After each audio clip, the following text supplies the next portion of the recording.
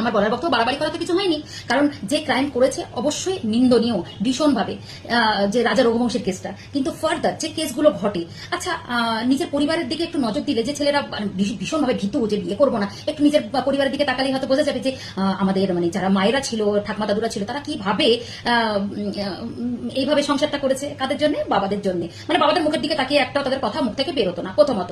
আর আসলে কি জানো তো, পুরুষতান্ত্রিক সমাজ তো এখনো অব্দি আমরা মানি, যতই মেয়েরা ইন্ডিপেন্ডেন্ট হয়ে যাক, প্লেন চালাক, যাই চালাক, কিন্তু এখনো কিন্তু ছেলেরা ভাবে যে আমরা যেটা বলবো সেটাই হচ্ছে শেষ কথা। এবারে কোনোভাবে এরা মানতে পারে না যে কোনো মেয়ে আমাদের উপরে কথা বলবে।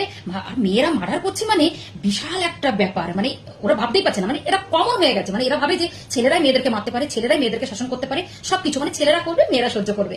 তো আমি মানে এই যে মেন্টালিটি তাদের মধ্যে ঢুকে গেছে না, তাই জন্য এত ভীতু, মানে এত ভয় পেয়ে গেছে। বুঝতে পেরেছো? মানে ভয় পাওয়া কাদের উচিত? ভয় বাবা কাদের কাদের উচিত ভেবে দেখো তো একবার। আমরা কিন্তু একবার বলি না বাবা এত কিছু হচ্ছে মেয়েদের সাথে, এখানে পড়ে আছে, ওখানে পড়ে আছে, এটা কেটে দিচ্ছে, সেখানে যখন তখন যা খুশি, ঘর থেকে বাইরে সব জায়গায়। কিন্তু এটা হচ্ছে, এটা চলে আসছে, হ্যাঁ না? সতীদাহ প্রথাতে মেয়েদেরকে পুড়িয়ে দেওয়া হতো বুড়ো বয়ের চিতার সাথে, কিন্তু এটা তো হয়নি যে বুড়ি বউয়ের সাথে ইয়াং ছেলেকে পুড়িয়ে দেওয়া হচ্ছে। আসলে যেটা চলে আসছে সেটাই দেখে অভ্যস্ত, তো তাই জন্য মেনে নিতে পারছে না। কিন্তু আমরা যদি এখন ভিডিও করি, তাহলে কিন্তু ওই যে প্রেশার কুকার, যেটা তো কিছুদিন আগে হলো না সাউথের দিকে, যে বউকে কেটে কেটে পিস করে, কোনো দোষ নেই, কোনো দোষ নেই, কেটে কেটে প্রেশার কুকারে সিটি দিয়ে কুকুরকে খাইয়ে দিয়েছে। তো এই যে ছুরি দিয়ে এই কিছুদিন আগে একটা বৌদিকেও কেটে রাস্তা দিয়ে ঝুলিয়ে নিয়ে যাচ্ছে। হ্যাঁ, তো এগুলো রেয়ার, অ্যাকচুয়ালি এদের চোখে রেয়ার, তাই জন্য এইটা ভীষণ চোখে লাগছে, আর কিচ্ছু না।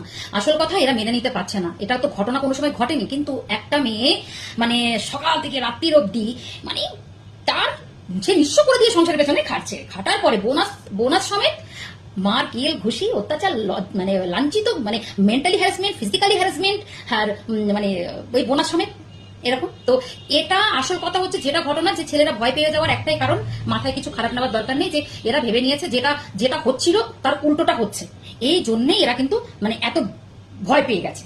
কিন্তু ক্রাইমই হয়, যারা এরম মেন্টালিটির হয় তারা সেটা করে, সেটা ছেলে হোক বা মেয়ে।